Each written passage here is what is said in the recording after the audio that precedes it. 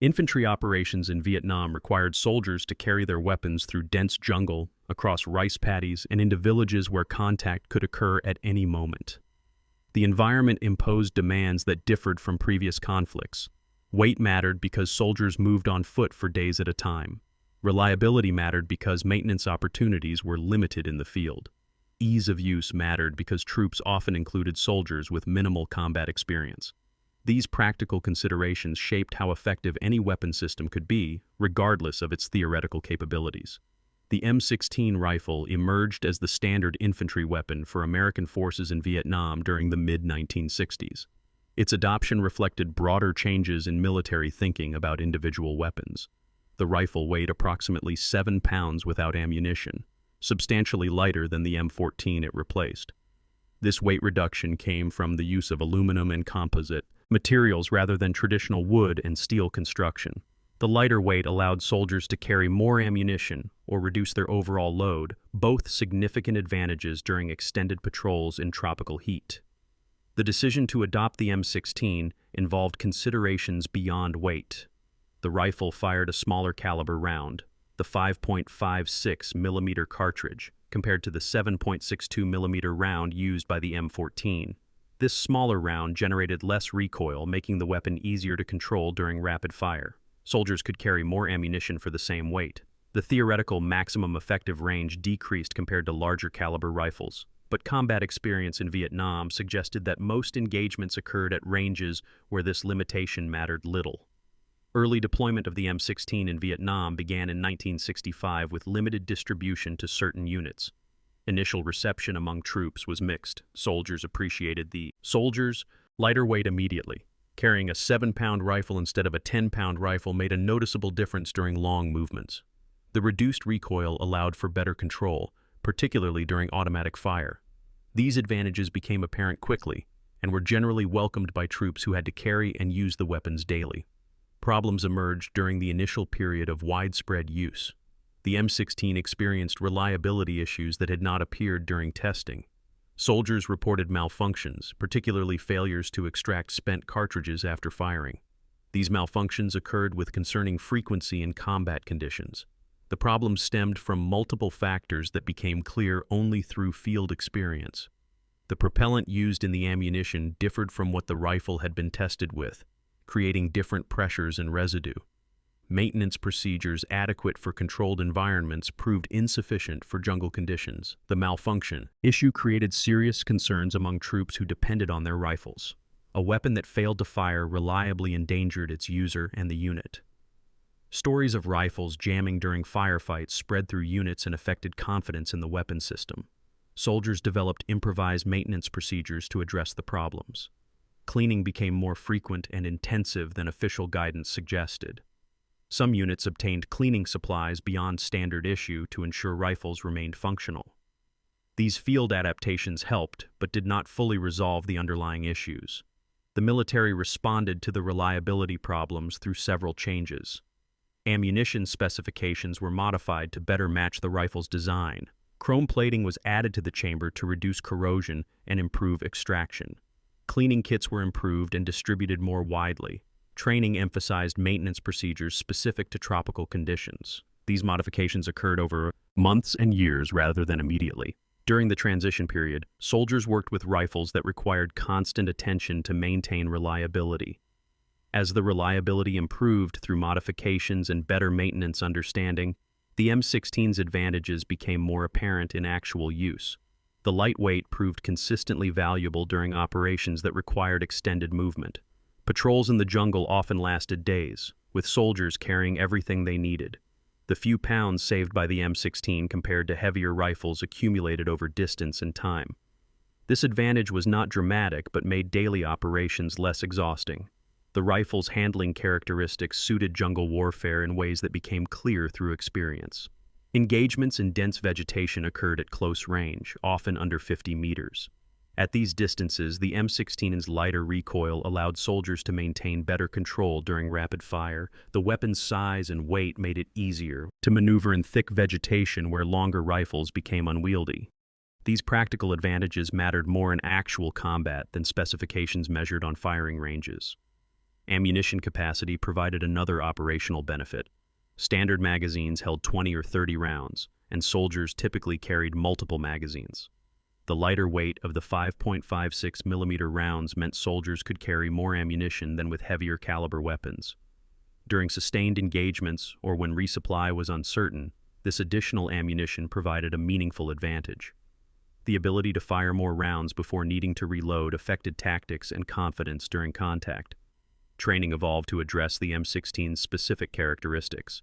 New soldiers received instruction on the rifle before deployment, but the training environment differed from Vietnamese conditions. Units developed their own training programs to prepare soldiers for actual use. These programs emphasized maintenance under field conditions, malfunction clearance procedures, and marksmanship at the ranges typical of jungle combat. The informal training that occurred within units proved as important as formal instruction. Maintenance in the field required adaptation from both soldiers and supply systems. The M16 needed regular cleaning to function reliably in Vietnam's environment. Humidity, dust, and heat all contributed to fouling and corrosion. Soldiers learned to clean weapons daily even without firing them. Cleaning supplies became critical items that units requested regularly. The time required for maintenance competed with other demands, but the necessity of keeping rifles functional made it a priority that could not be avoided. Different units developed different maintenance practices based on their experiences and leadership. Some units established daily cleaning times where all soldiers performed maintenance simultaneously. Others left the schedule to individual discretion but inspected weapons regularly. These variations reflected the decentralized nature of operations in Vietnam and the practical judgment of leaders about what worked in their situations. The diversity of approaches made sense, given varying operational tempos and environmental conditions across the country. The question of lethality generated discussion that continued throughout the war. The 5.56 millimeter round was smaller and lighter than previous rifle ammunition. Some soldiers questioned whether it delivered sufficient stopping power. Field experience provided mixed evidence. The round proved effective at close range, which characterized most engagements. Its tendency to fragment upon impact created significant wounds. However, at longer ranges or when passing through vegetation, effectiveness decreased. These limitations were real, but affected combat outcomes less than might be expected, given that most contact occurred at ranges where the round performed adequately. Comparison with enemy weapons provided perspective on the M16's capabilities. North Vietnamese and Viet Cong forces primarily used the AK-47 rifle, which fired a larger 7.62 millimeter round. The AK-47 was renowned for reliability under adverse conditions. It required less maintenance and tolerated dirt and moisture better than the M16. However, it was heavier and had more recoil. The ammunition was heavier as well, limiting how much soldiers could carry. Each weapon reflected different design priorities, and both proved effective in their respective armies' hands. The M16's role extended beyond individual combat effectiveness. The weapon became part of unit identity and shared experience. Soldiers spent more time with their rifles than with almost any other piece of equipment. The rifle was present during every patrol, every ambush, every moment of danger. This constant presence created familiarity that went beyond technical knowledge. Soldiers developed personal relationships with their weapons based on how they performed when it mattered most. A rifle that functioned reliably earned trust, while one that malfunctioned created anxiety. Variants of the M16 served different roles within infantry units. The standard rifle provided the baseline capability. Some soldiers carried versions with shorter barrels for specific roles or preferences.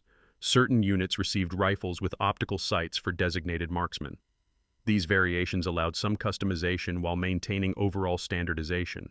The ability to modify the basic platform for different needs provided flexibility that enhanced the weapon's utility across various mission types. The grenade launcher attachment added capability that proved valuable in Vietnam's combat environment. The M203 grenade launcher mounted beneath the rifle barrel, allowing soldiers to fire 40mm grenades in addition to rifle fire. This combination weapon provided both precision fire from the rifle and area effect from grenades. The versatility suited the varied engagements typical of Vietnam operations. A soldier could engage individual targets with rifle fire and suppress groups or positions with grenades from the same weapon system. Adaptation occurred continuously as soldiers gained experience. Techniques for carrying extra magazines evolved based on what worked in practice.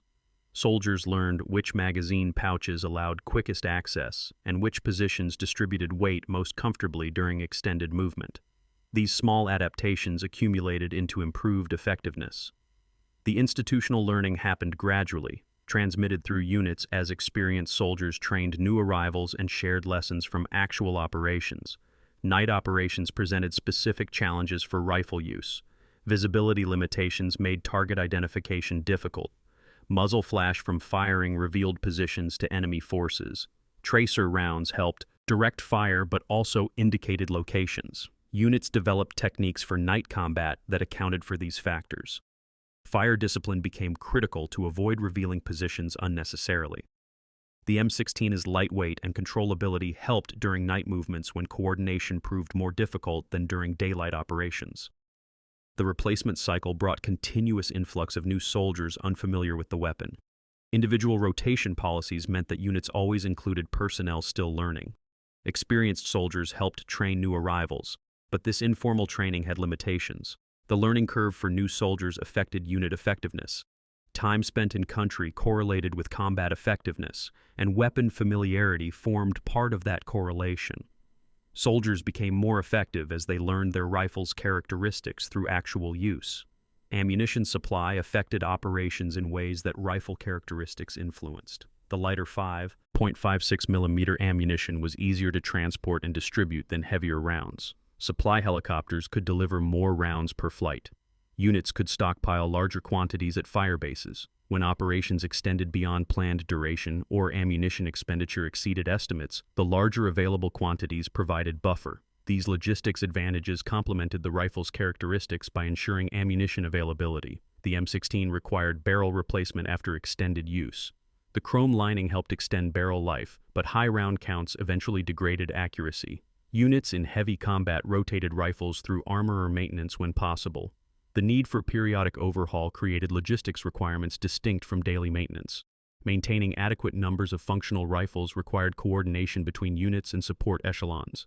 The system generally worked but experienced strain during intense operational periods. Environmental factors affected weapon performance beyond simple reliability. Rust prevention required constant attention in humid conditions. Soldiers applied oil and protective coatings, but moisture still penetrated. Salt air near coastal areas accelerated corrosion. Dust during dry season infiltrated mechanisms despite precautions. These environmental challenges affected all equipment in Vietnam, but rifles received particular attention because of their critical importance.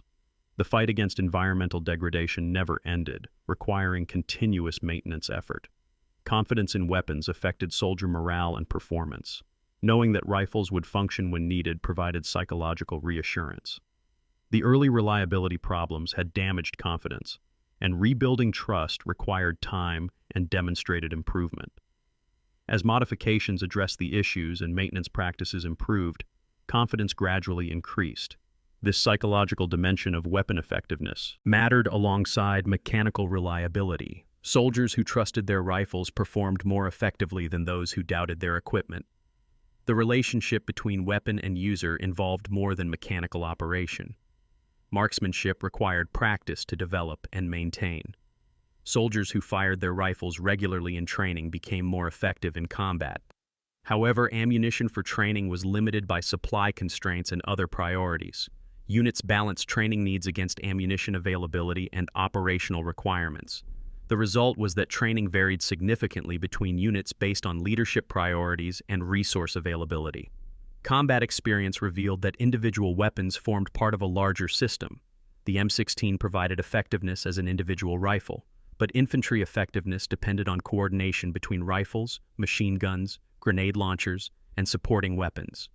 No single weapon system determined outcomes. The M16 contributed to overall capability by providing reliable individual firepower that complemented other systems. Understanding this context prevented overestimating the rifle's importance while recognizing its genuine contribution. The question of whether the M16 gave troops an edge involved comparison to alternatives. Compared to the M14 it replaced, the M16 offered advantages in weight, ammunition capacity, and controllability in automatic fire. These advantages proved meaningful in Vietnam's operational environment. Compared to enemy weapons, The M16 performed adequately when properly maintained. The edge it provided was real but modest, consisting of practical advantages that accumulated across thousands of small engagements rather than decisive superiority in any single dimension. Soldiers' opinions of the M16 evolved over time and varied between individuals. Some preferred it strongly based on their experiences. Others remained skeptical or wished for different characteristics. These varying opinions reflected different experiences, expectations, and preferences. The diversity of views made sense given that individual experiences differed and that weapons performed differently in different situations.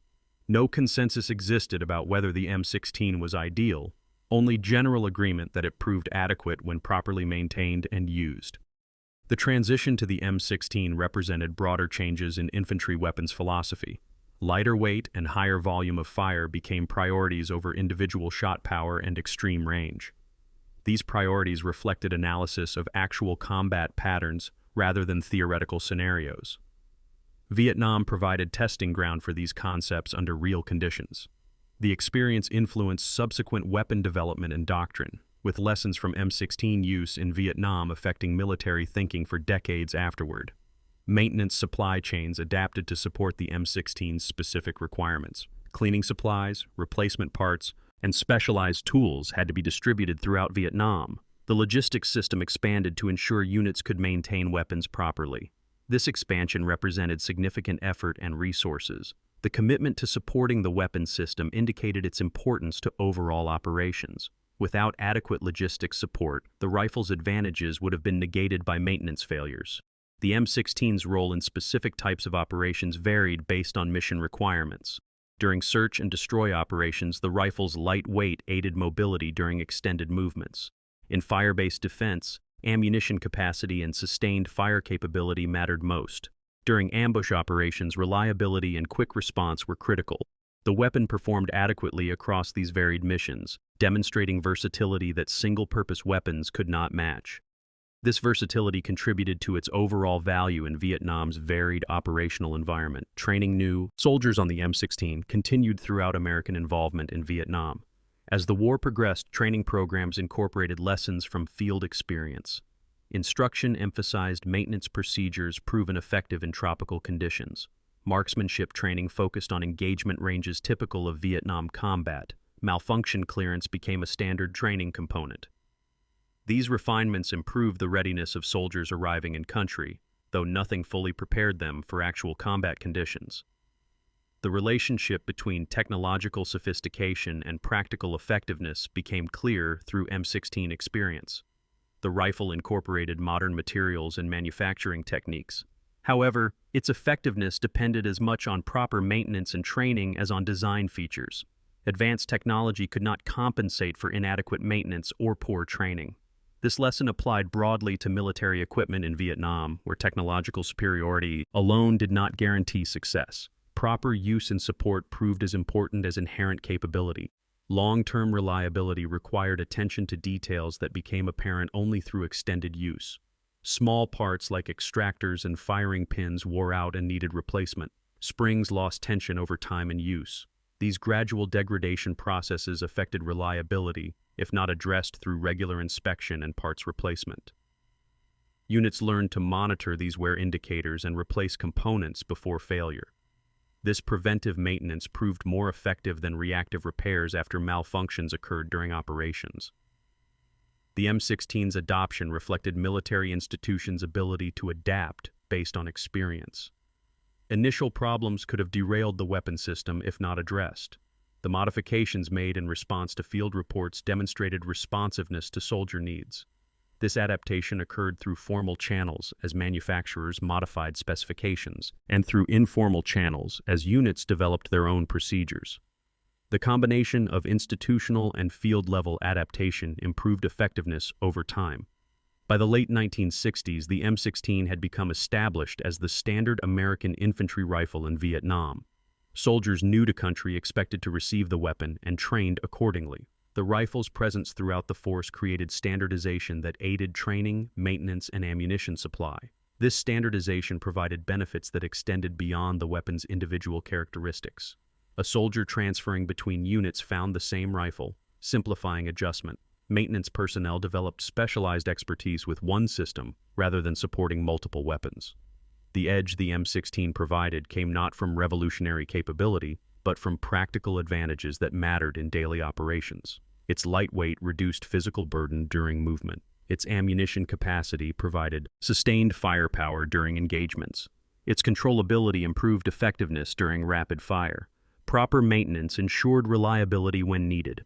These advantages were incremental rather than transformative, but they accumulated into meaningful benefit for soldiers who carried and used the weapon throughout their service. Understanding the M16's role in Vietnam requires recognizing both capabilities and limitations. The rifle performed well when properly maintained and used within its design parameters. It experienced problems when maintenance was inadequate or expectations exceeded realistic capabilities. This pattern characterized most military equipment rather than being unique to the M16. The weapon provided genuine advantages while requiring proper support and realistic employment. Within these constraints, it served American forces effectively throughout the war. The soldiers who carried the M16 in Vietnam developed expertise through experience that no training program could fully replicate. They learned their weapons' characteristics through daily use under varied conditions. They understood maintenance requirements from dealing with consequences of inadequate care. They knew the rifle's capabilities and limitations from actual employment in combat.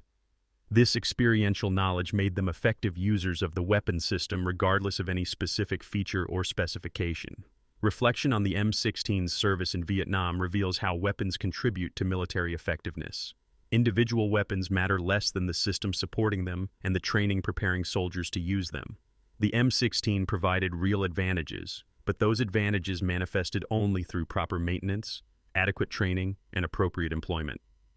The edge it gave American troops came from the combination of design features, logistics support, and user expertise, rather than from the rifle alone.